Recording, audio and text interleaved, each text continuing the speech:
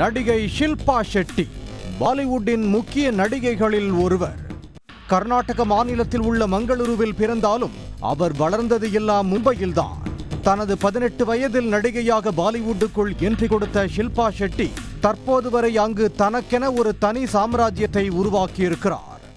பாலிவுட் நடிகையாக இருப்பினும் mister Romeo, குஷி போன்ற தமிழ் படங்களிலும் சில தென்னிந்திய மொழி படங்களிலும் ஷில்பா ஷெட்டி நடித்துள்ளார்.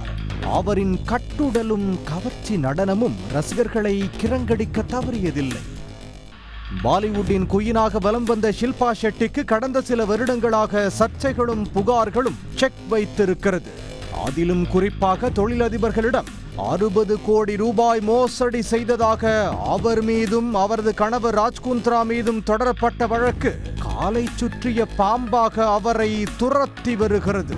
தன் மீது போடப்பட்டிருக்கும் வழக்குகளுக்கு நீதிமன்றத்தில் ஆஜராகி வந்த நடிகை ஷில்பா ஷெட்டி தற்போது பிரபலமான 28 நிறுவனங்களுக்கு எதிராக வழக்கு தொடர்ந்து மும்பை உயர் நீதிமன்றத்தை நாடியிருக்கிறார். இன்றைய டிஜிட்டல் உலகத்தில் ஒரு நபரின் தனி உரிமையை பாதுகாப்பது என்பது குதிரை கொம்புக்கு ஒப்பான ஒன்று. சமூக ஊடகங்கள் தொடங்கிய டிஜிட்டல் சாதனங்கள் வரை சதா நம்மை கண்காணித்து வருகிறது.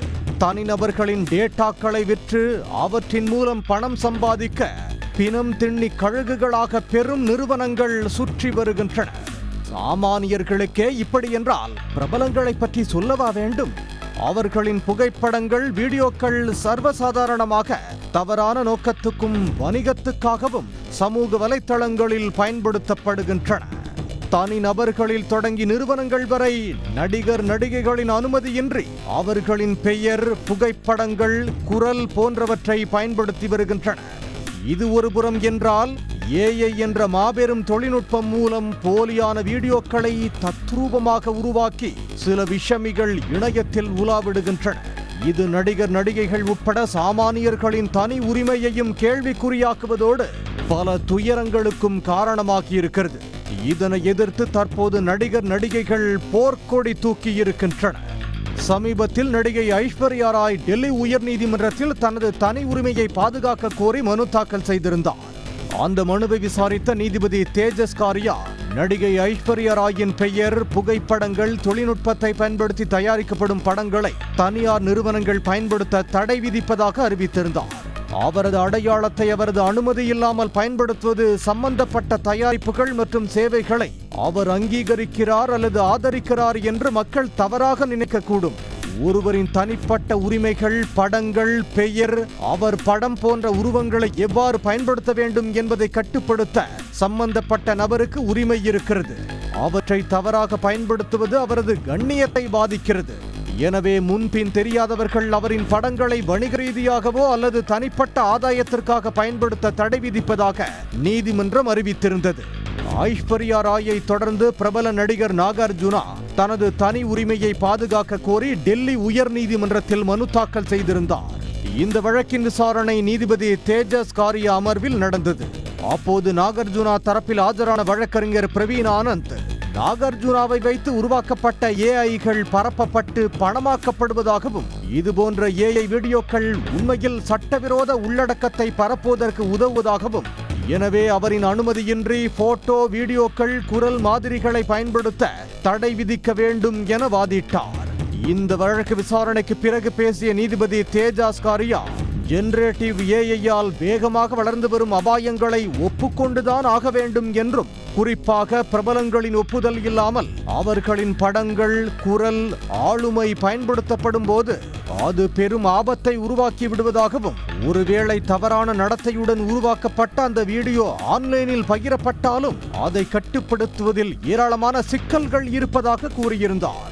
அத்தோடு அப்படி உருவாக்கப்படும் AI வீடியோக்கள் போலியானவை என்பதை சாமானியர்கள் புரிந்து கொள்ள காலம் எடுத்துக்கொள்ளும் என்றும், எனவே நாகார்ஜுனாவின் பெயர், உருவம் மற்றும் குரலை அங்கீகரிக்கப்படாத முறையில் பயன்படுத்துவதற்கு எதிராக அவரது ஆளுமை மற்றும் விளம்பர உரிமைகளை பாதுகாக்க வேண்டும் எனவும் நீதிபதி உத்தரவிட்டார்.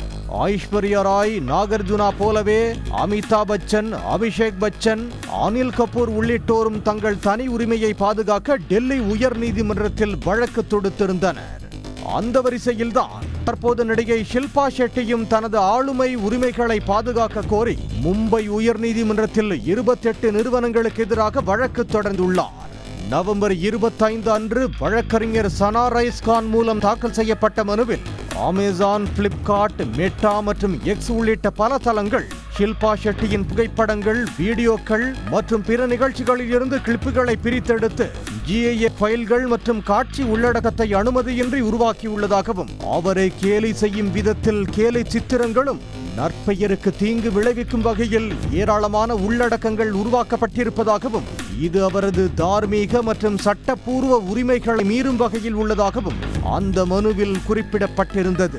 ஷில்பா ஷெட்டியின் குரல், பழக்க வழக்கங்கள் மற்றும் முக பாவனைகளை குளோன் செய்து AIகளின் இயந்திர கற்றலுக்கு பயன்படுத்தப்படுவதாகவும், இதுபோன்ற செயல்களால் ஷில்பா ஷெட்டியின் அடையாளம் தவறாக பயன்படுத்தப்படுவதாகவும், இது அவரது கண்ணியம் மற்றும் பொருளாதார நலன்களை மீறுவதாகவும் குற்றம் சாட்டியிருந்தனர்.